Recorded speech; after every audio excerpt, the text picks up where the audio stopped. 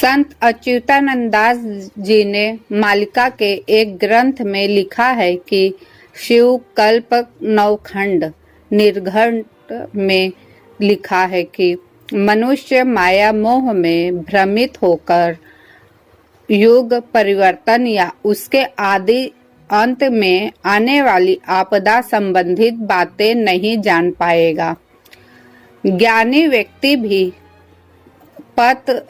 पथ भ्रष्ट और भ्रमित हो जाएंगे और आध्यात्मिक बातों को बढ़ चढ़कर यह बोलेंगे कि अभी कलयुग की बाल अवस्था ही चल रही है।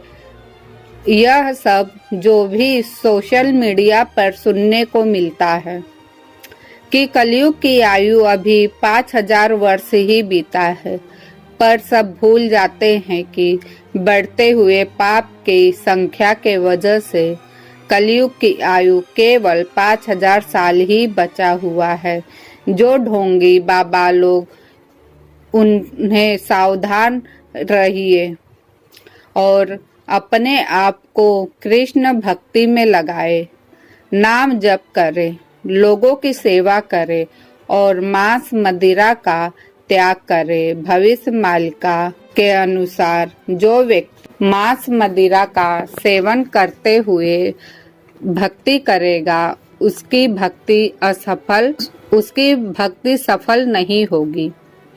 आगे बढ़ने से पहले आप सभी का तहे दिल से धन्यवाद करती हूँ कि 3000 फैमिली मेरी पूरी कंप्लीट हो गई है। आप लोग का प्यार ऐसे ही बना रहे और आप लोगों के भी घर में सुख शांति आए। चलिए आगे बढ़ते हैं। वो मलिच्छ कहलाएंगे। भविष्य मालिका में हमेशा के लोगों की चेतना जगाने के लिए सामने आया है। लोगों को हमेशा से यह सवाल है कि भविष्य मालिका पहले ही लिखी थी तो अब सामने क्यों आया है। इसका जवाब है कि जब कलयुग का अंतिम कालखंड चल रहा है और सभी भक्तों की जागृति के लिए ही सामने आया है।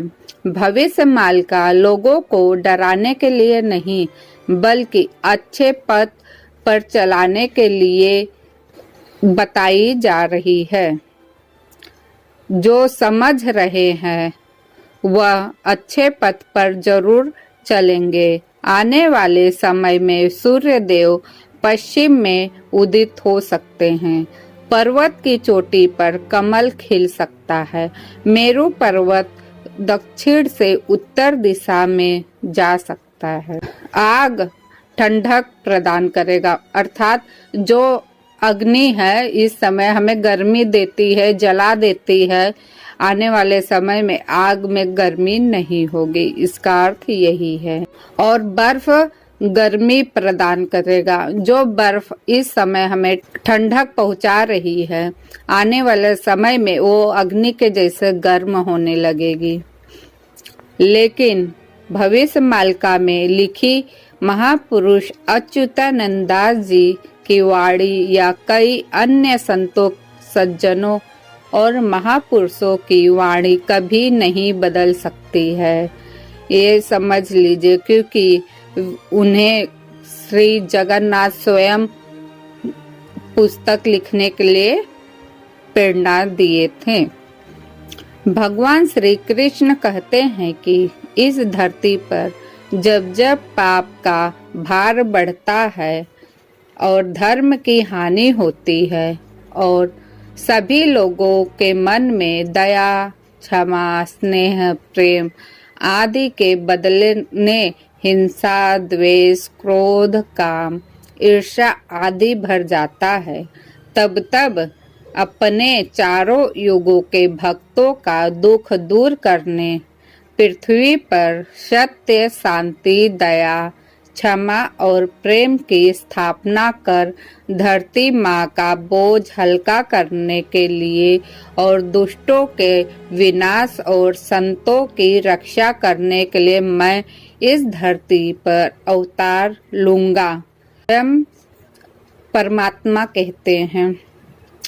कलयुग के अंत में कली रूप में मेरे आने से पहले ही तुम पंच सखा धर्म को पुनः स्थापित करने और चारों युगों के भक्तों के उद्धार हेतु उनके एकत्रीकरण के लिए और उनके भ्रष्टाचार के मार्ग से सत्य मार्ग पर लाने के लिए भविष्यमाल का ग्रंथ की रचना करो, क्योंकि स्वयं ईश्वर पंच सखाओं को ये प्रेरणा दिए थे कि तुम जो पाप अधर्म इतना सब बढ़ चुका है उन्हें सही मार्ग पर लाने के लिए भविष्य मालिका की रचना करो। उन्हीं के प्रेरणा से संत अच्युतानंद दास जी ने भविष्य मालिका की स्थापना रचना की और लोग समझ रहे हैं वे सत्य धर्म के मार्ग पर जरूर चलेंगे और जो नहीं समझ रहे उन सभी का विनाश होगा। स्वयं कल्कि जी सबका सर्वनाश करेंगे। इसीलिए अभी भी समय है, आप लोग अपने कार्य को सुचारू रूप से सत्य धर्म और निष्ठा के मार्ग पर चलाइए। कुछ लोगों का सवाल होता है कि हम मांस मदिरा करके भक्ति तो कर रहे हैं ना, लेकिन ये गलत है। इसमें ग्रंथों में साफ साफ शब्दों में लिखा है कि जो मांस मदिरा का सेवन करते हुए भक्ति करेगा वो उसकी भक्ति कभी स्वीकार नहीं होगी, क्योंकि जीव हत्या सबसे बड़ा पाप है। मदिरा से इंसान की बुद्धि खत्म हो जाती, सोचने समझने की शक्ति नहीं हो, अच्छे बुरे के भाव उसमें नहीं होते। इस वजह से ये सब वर्जित है। और ये भविष्य माल का आप सबको डराने के लिए बिल्कुल नहीं है, मैं बार बार कह रही हूँ, बस आप लोगों की चेतना को जगाने के लिए है। जिसकी चेतना जाग रही है तो मैं ईश्वर से अपने लिए भी आप सबके लिए एक ही चीज मांगूंगी कि ईश्वर का हाथ हम सभी पर यूं ही बना रहे। और इस वीडियो में बस इतना ही जानकारी, फिर मिलती हूँ नई वीडियो के साथ, नई जानकारी के साथ। अगर ये वीडियो आप सबको अच्छी लगी है तो लाइक शेयर सब्सक्राइब कीजिए। फिर मिलती हूँ नए वीडियो के साथ। धन्यवाद। जय श्री कृष्णा, जय जगन्नाथ, जय पंच सखा।